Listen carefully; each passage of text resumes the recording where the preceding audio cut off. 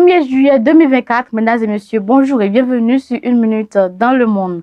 Législative 2024 en France, les résultats du premier tour annoncés le 9 juin 2024 dernier, le président Emmanuel Macron a annoncé la dissolution de l'Assemblée nationale. Au terme d'une campagne de 3 semaines, 49,3 millions d'électeurs inscrits sur les listes électorales ont été appelés aux urnes les 29 et 30 juin 2024 pour le premier tour et les 6 et 7 juillet 2024 pour le second tour. Le Rassemblement national et ses alliés sont arrivés en tête du premier tour des élections législatives avec 31,1% de voix devant le nouveau Front populaire, 28%, suivi par la majorité présidentielle Ensemble, 20%, et la droite et les Républicains, 10,2%, selon les résultats définitifs donnés par le ministère de l'Intérieur dans la nuit du dimanche 30 juin au lundi 1er juillet. La participation s'élève à 66,7%.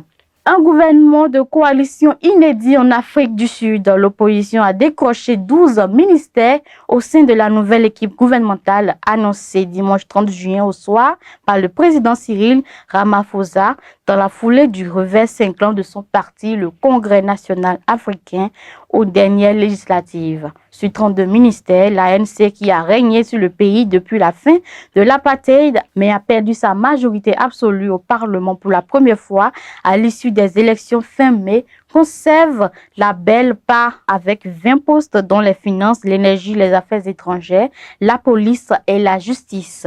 À l'issue d'après négociations qui ont duré plusieurs semaines, le chef du premier parti d'opposition, l'Alliance démocratique DA, qui prône une libéralisation de l'économie, John Steenhuisen, 48 ans, est entré au gouvernement comme ministre de l'Agriculture. Son parti détient 6 portefeuilles dont l'environnement, les travaux publics ou encore l'éducation.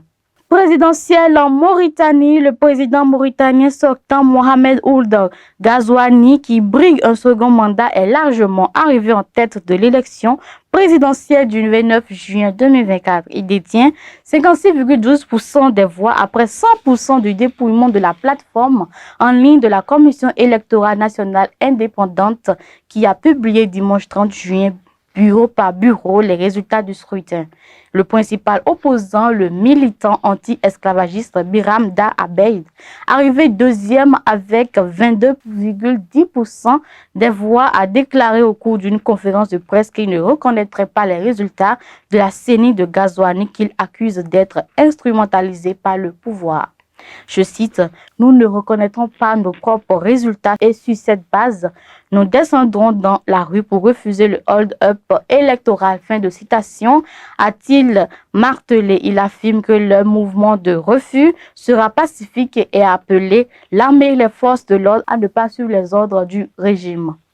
Et pour finir, la Hongrie du nationaliste Viktor Orban prend la présidence tournante de l'UE.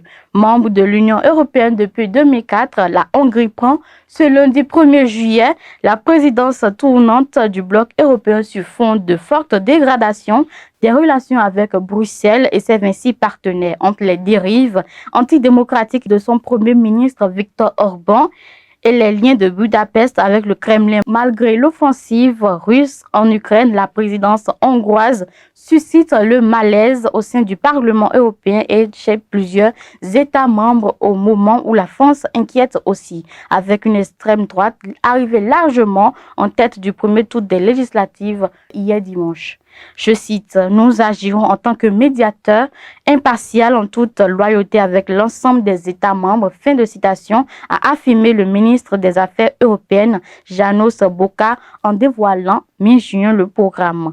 Dans le même temps, a-t-il ajouté, la Hongrie profitera de la lumière pour mettre en avant sa vision de l'Europe. Ce sera tout pour cette session d'information. Merci de nous avoir suivis et très bon début de mois à tous.